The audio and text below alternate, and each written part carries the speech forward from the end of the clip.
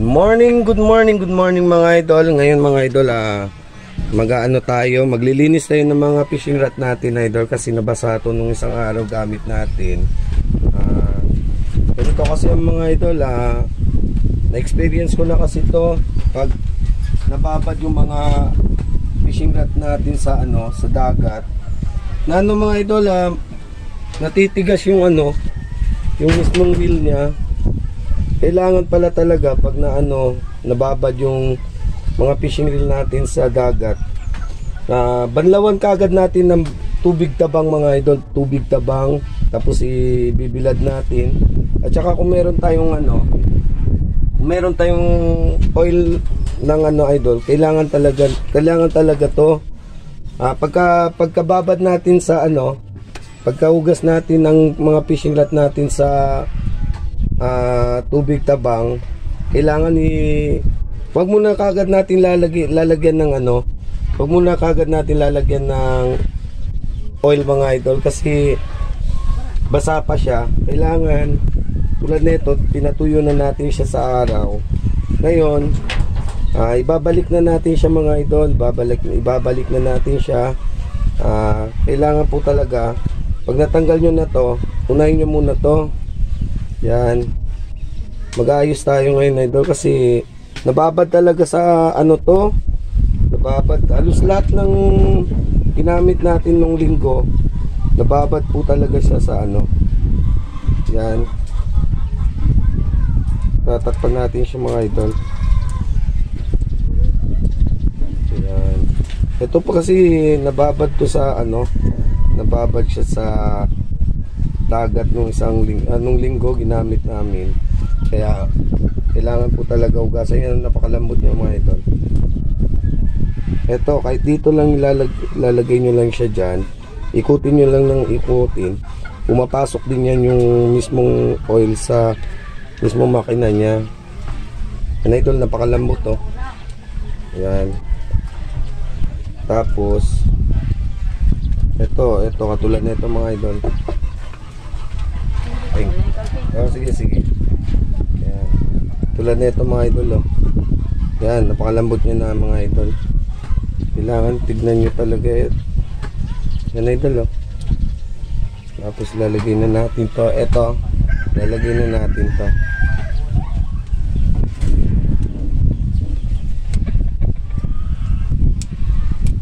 Yun, kahit ito mga idol, lagyan nyo talaga yan.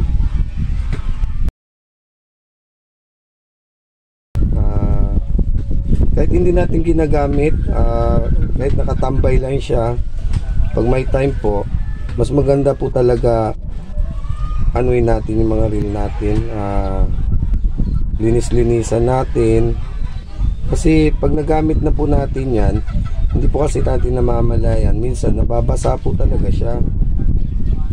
Tapos pag nabasa na yan, ako, napakahirap po talaga yan ayusin pag nasira na yan. Yan, ito ganito yung mga idol, lock nyo siya.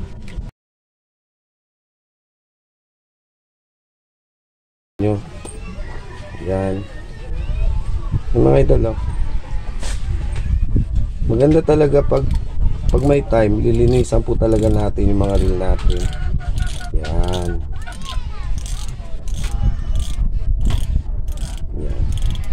mga idol, tapos na. Yan, balik na naman siya sa dati. Tapos lalagyan natin ng oil yung para hindi siya yan may tulo. Linisan nyo talaga yan para hindi siya madaling masira mga idol. Yan, ito yung niya.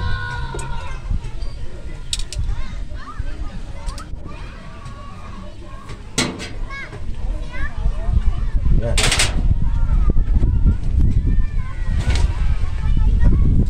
tapos na mga idol.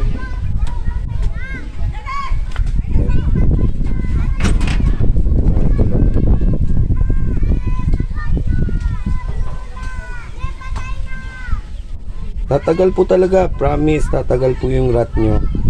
kahit hindi siya maano, tatagal po talaga yan pag tinatsagaan nyo talaga yung paglinis.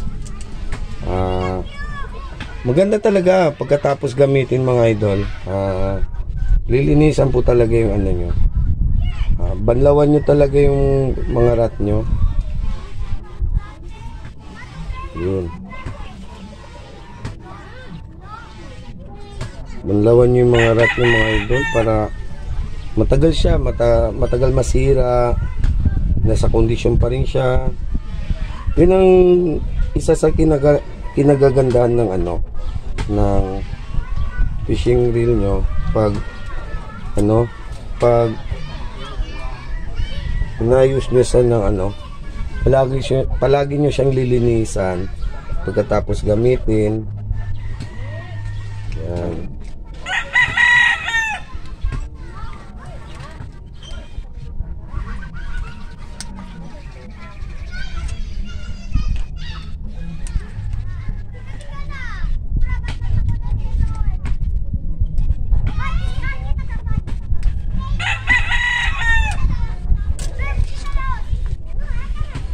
Kailangan tignan niyo talaga yung ano nyo ito.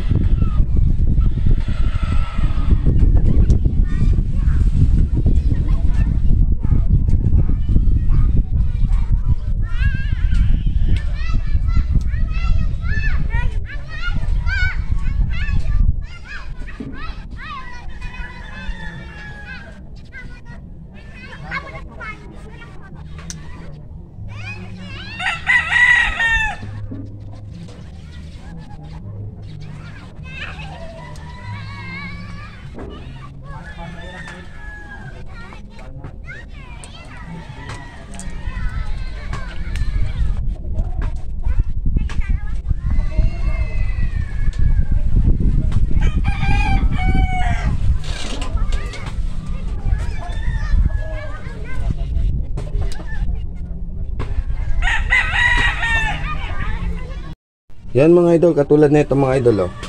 Tawag namin dito pasakarera. Yan. Yan idol, oh. Hindi talaga kahit anuin nyo yan siya idol. Dito, hindi talaga. Ibig sabihin, may diferensya yan sa loob. Dito lang mismo yan. Tignan nyo idol, oh. Kahit anuin nyo yun dito, iikot pa rin yan. Iikot pa rin yan mga idol, iikot pa rin yan. Kahit ano nyo yan, iikot pa rin yan mga idol, oh. Ibig sabihin may diferensya yung mismong ano sa loob. Tatanggalin natin yan. Yan idol, oh. Yan. Itong mismong alambre na to. Ito yung ano dyan idol. Aayusin natin to. Yan mga idol, oh. Yan. Yan. Ito mismo ang diferensya dyan. Ibig sabihin, hindi dito yan idol. Dito dapat yan sa loob mismo ng butas. Yan. Tingnan nyo idol. Maglalak yan. Tingnan nyo. Maglalak yan ngayon mga idol. Hop.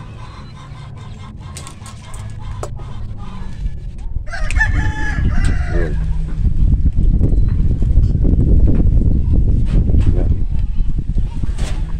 Oh, yun. Tingnan nyo idol, hindi na ikot yan. Pag ganito, ikot yan. Hindi na tulad kanina. Pag nilock nyo siya yan idol, hindi na iikot yan. Dito lang yan. Hindi na babalik yan. Yan. Lalak na natin mga idol.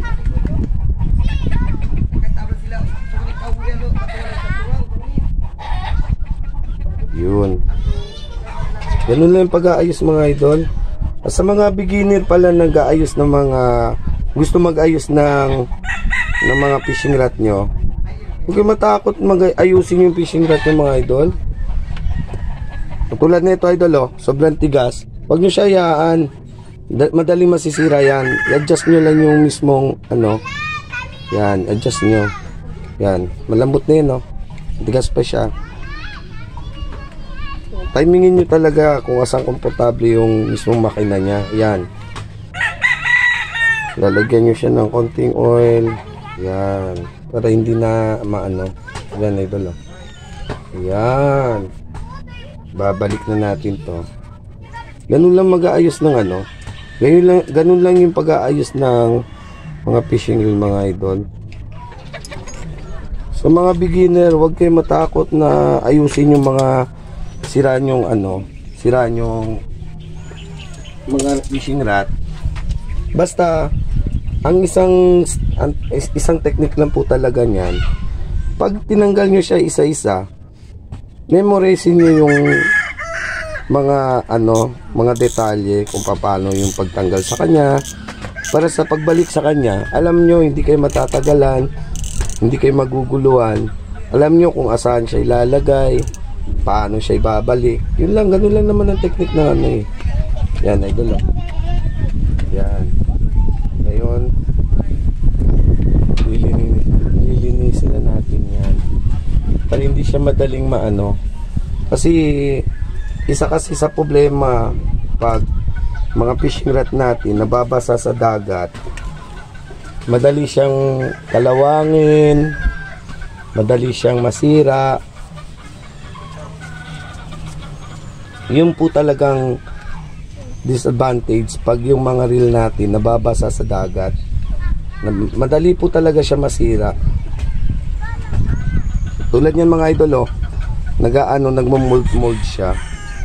Yan, nagmo-mold po talaga yan pag ang fishing rod natin nababasa sa nagmo-mold po talaga yan. Kaya ingat-ingat na po tayo pag tayo ng mga fishing rod, kasi yan idol, aanuin po natin yan. Tulad nito idol, makintab na siya, ito hindi pa, kasi hindi pa natin nadaanan ng oil yan. Yan idol, yan, kung palagi ganito mga idol,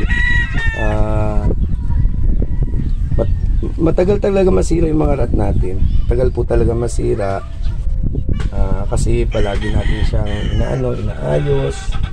Yan mga idol, tapos na.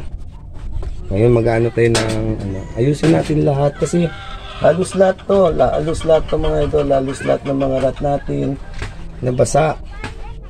Halos lahat ng mga rod natin nabasa. Yan, halos nagmo-mold po talaga siya mga idol pag yung rod natin. Ito idol, nasa na to, matagal na to, mahigit na to 2 taon sa akin, matagal na to. Palagi ko itong ginagamit sa pangangawil ko, matagal na po talaga to, almost 2 years na to sa akin mga idol. Palagi ko lang kasi palagi ko ayun, tigas siya idol.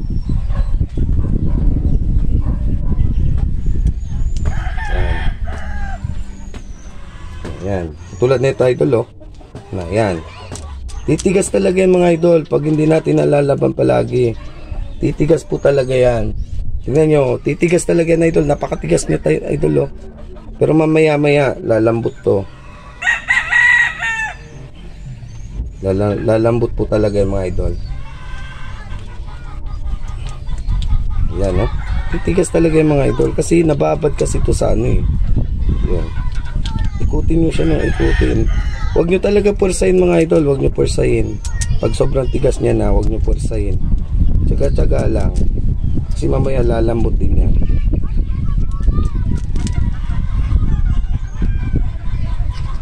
Kasi yan po talagang diferensya pag nababasa talaga yung mga rod natin sa pag nabababad yan na idol, kalawang na yun yan, lalo na kapag hindi natin yan, totally sira na talaga yan. Yan, lalambot din yan mga idol, lalambot din yan. Yan na, naikot na siya, lalambot din yan.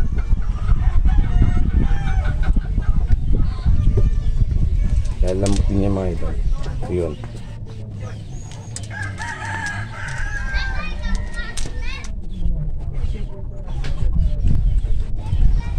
Yun, yan yung sabi ko sa inyo idol, pag ang mga fishing rod natin nabababad sa dagat, tapos nahayaan lang natin Magiging ganito po talaga mga idol. Magiging ganito po talaga. Titigas po talaga yan. Titigas po talaga yan. Kailangan po talaga. Yan idol oh. Napakatigas no. Yan. Napakatigas niya na po talaga.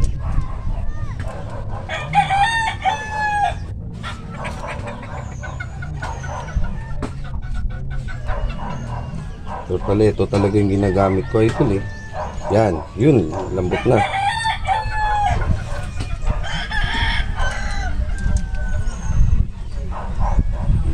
Yun, malambot na siya idol oh. Ikutin nyo naman, ikutin. Kasi nakapitan na to ng ano idol, nakapitan na ng kalawang to. Nakapitan na ng kalawang to. Kaya napakatigas niya na. Yan, naikot na siya idol oh. Yan, malambot na ikot niya. Nakapitan na po kasi to ng kalawang eh.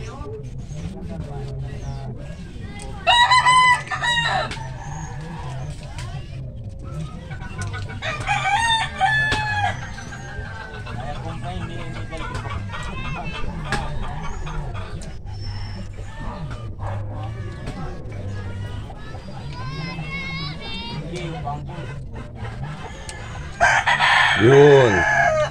Lambot na siya idol oh. Yan. Ganun lang. Kailangan, huwag nyo talaga persahin. Huwag nyo persahin. Katulad nito, linisan nyo yan. Yan. Lagyan nyo talaga ng mantika. Ibig sabihin yan mga idol, lagyan nyo talaga siya ng oil. Ibig sabihin yan, loob niya na idol, napakatigas na. Yung mismong grease niya sa loob, matigas na. Kasi nababad nga siya sa dagat. Yan.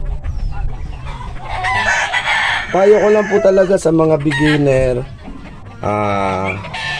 para hindi po kayo palagi bumibili ng, para hindi po talaga kayo palagi bili ng rat. Ano talaga po, pag nabasa yung rat nyo, pag nabasa, kahit bago yan, once nabasa sa dagat yan, nababad sa dagat yan, etong fishing reel na to, pag ito na nababad sa dagat, sigurado mataas na 1 linggo yan, hindi talaga iikot yan, titigas talaga yan. Titigas po talaga yung mga fishing reel nyo. Titigas po talaga yung fishing reel nyo. Kaya pag nababad po talaga yung mga fishing reel nyo sa, kahit nabasa lang, hugasan nyo kaagad. Pagkarating nyo sa bahay, hugasan nyo kaagad mga idol. Hugasan nyo kaagad siya ng tubig gripo para hindi siya madaling masira. Hugasan nyo siya kaagad mga idol. Kasi yan, lalagay na natin itong ano.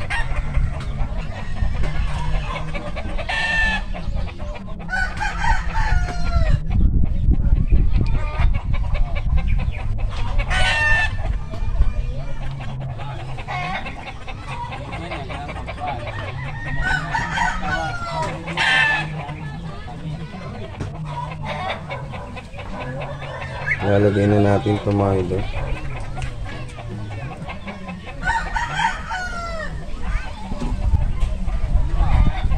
Yan. Payo ko lang po sa mga beginner na palaging nasisiraan ng mga reel. Ito po yung dahilan kung bakit kayo nasisiraan kagad ng mga reel.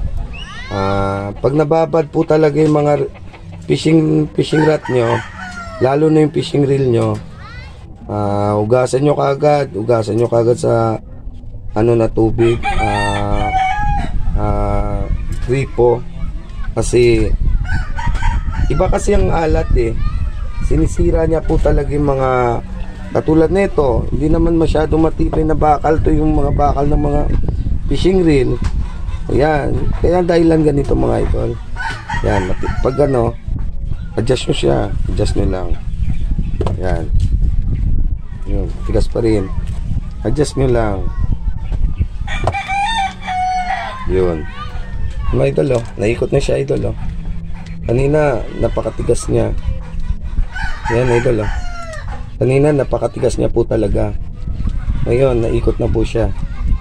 Ganun lang yung isang technique. Pag yung mga fishing reel nyo nababad. So, ito po yung isang dahilan din po sa mga fishing reel natin. Fishing rod, fishing reel, itong fishing rod natin, pag nababasa din to, kinakalawang po kagad to. Kaya ito, pag nabasa din po to, napapasukan dito mismo sa loob ng makina nito, sigurado, sure ball talaga mga idol, masisira po talaga yung fishing reel yung mga idol. Titigas po talaga yan, titigas po. Pero kung alam nyo lang paano pag-ayos, mareremedyohan din po talaga yan. Yan mga idol. Katulad nito, kung hindi ka marunong mag-ayos nito, sira na to. Sira na po talaga to. Pag hindi mo alam paano siya ayusin, sigurado, sira na to. Tulad yan, napakasimple lang po talaga yun idol. Napakasimple lang po talaga ayusin ng mga fishing rod. Yan. Napakasimple lang po talaga ayusin yung mga fishing reel mga idol. Konting tiyaga lang po talaga. Kasi sayang naman po tayo bili ng bili. Tapos hindi natin alam yung mismong fishing rod natin, fishing reel natin, magagamit pa po talaga. Sayang po, bili tayo ng bili. Magiging collection pa to. Bili tayo ng bili, marami na tayo. At least, okay pa lahat. Yan mga idol, tapos na. Tignan nyo idol. Yan, naikot na siya. Yan. Ganito lang yung pag-aayos ng mga fishing rod mga idol. Yan mga idol, tapos na natin linisin, ayusin yung mga may tumigas na mga reel natin. Ngayon mga idol, tapos na siya. Halos okay na lahat. Okay na po. Okay na po. Payo lang po pala mga idol, pag nabasa po talaga yung mga reel natin, fishing reel natin sa fishing rod natin sa dagat, hugasan nyo kaagad mga idol, hugasan nyo kaagad para hindi siya hindi titigas yung hindi siya masisira kaagad yung mga reel natin. Katulad na ito mga idol, sobrang lambot na. Yan. Hanggang sa uli idol, sana kung napadaan kayo sa munting channel natin idol, sana wag nyo kalimutan i-like, i-share, subscribe, lalo na pindutin ang notification bell para palagi kayo updated sa mga darating ko pang ibang mga video mga idol. Maraming salamat sa inyo mga idol. Bye bye.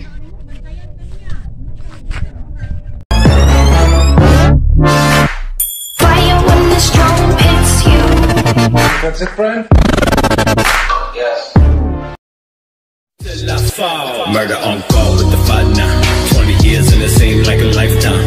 I've been hanging every day from a lifeline. Why these fuckers tell it in every night time?